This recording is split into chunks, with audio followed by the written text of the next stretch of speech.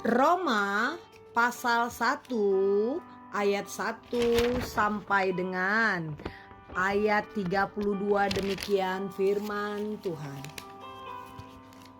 Surat Paulus kepada jemaat di Roma.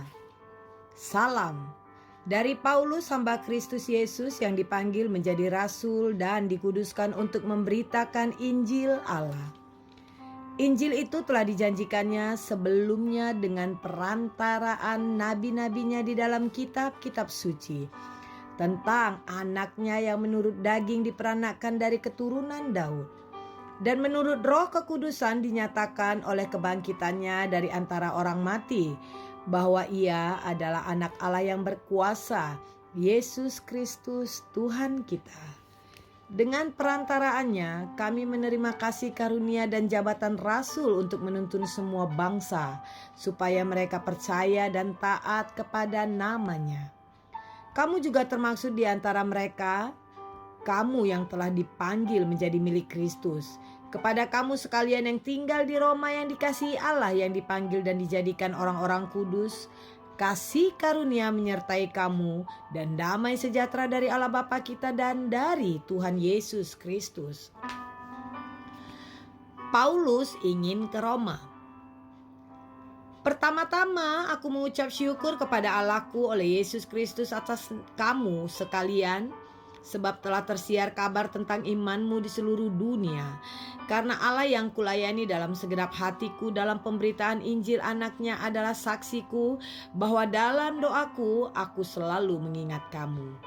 Aku berdoa semoga dengan kehendak Allah aku akhirnya beroleh kesempatan untuk mengunjungi kamu. Sebab aku ingin melihat kamu untuk memberikan karunia rohani kepadamu guna menguatkan kamu, yaitu supaya aku ada di antara kamu dan turut terhibur oleh iman kita bersama, baik oleh imanmu maupun oleh imanku.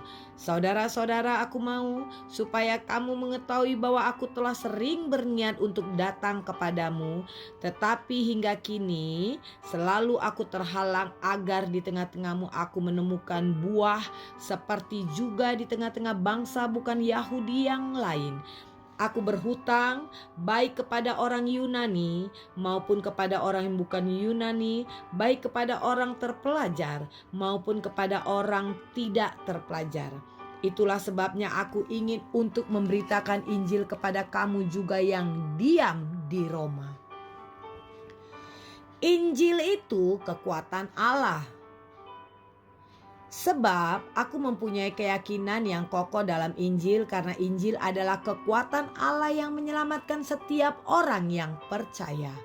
Pertama-tama orang Yahudi, tetapi juga orang Yunani, sebab di dalamnya nyata kebenaran Allah yang bertolak dari iman dan memimpin kepada iman. Seperti ada tertulis, orang benar akan hidup oleh iman. Hukuman Allah atas kefasikan dan kelaliman manusia. Sebab murka Allah nyata dari sorga atas segala kefasikan dan kelaliman manusia yang menindas kebenaran dengan kelaliman. Karena apa yang dapat mereka ketahui tentang Allah nyata bagi mereka, sebab Allah telah menyatakannya kepada mereka. Sebab apa yang tidak nampak daripadanya, yaitu kekuatannya yang kekal dan keilahiannya, dapat nampak kepada pikiran dari karyanya sejak dunia diciptakan, sehingga mereka tidak dapat berdalih. Sebab sekalipun mereka mengenal Allah, mereka tidak memuliakan Dia sebagai Allah atau mengucap syukur kepadanya.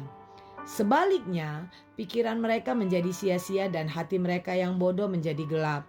Mereka berbuat seolah-olah mereka penuh hikmat, tetapi mereka telah menjadi bodoh. Mereka menggantikan kemuliaan Allah yang tidak fana dengan gambaran yang mirip dengan manusia yang fana. Dengan gambaran yang mirip dengan manusia yang fana, burung-burung, binatang-binatang yang berkaki 4 atau binatang-binatang yang menjalar.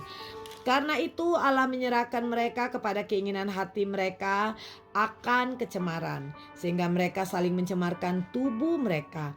Sebab mereka menggantikan kebenaran Allah dengan dusta dan memuja dan menyembah makhluk dengan melupakan penciptanya yang harus dipuji selama-lamanya. Amin. Karena itu Allah menyerahkan mereka kepada hawa nafsu yang memalukan, sebab istri-istri mereka menggantikan persetubuhan yang wajar dengan yang tak wajar. Demikian juga suami-suami meninggalkan persetubuhan yang wajar dengan istri mereka dan menyala-nyala dalam berahi mereka seorang terhadap yang lain, sehingga mereka melakukan kemesuman laki-laki dengan laki-laki, dan karena itu mereka menerima dalam diri mereka balasan yang setimpal untuk kesesatan mereka.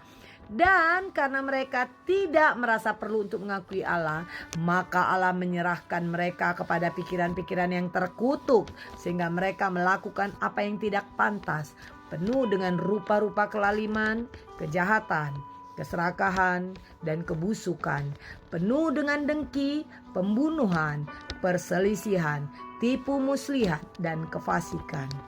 Mereka adalah pengumpat, pemfitnah, pembenci Allah, kurang ajar, congkak, sombong, pandai dalam kejahatan, tidak taat kepada orang tua, tidak berakal, tidak setia, tidak penyayang, tidak mengenal belas kasihan. Sebab walaupun mereka mengetahui tuntutan-tuntutan hukum Allah, yaitu bahwa setiap orang yang melakukan hal-hal demikian patut dihukum mati, mereka bukan saja melakukannya sendiri, tetapi mereka juga setuju dengan mereka yang melakukannya.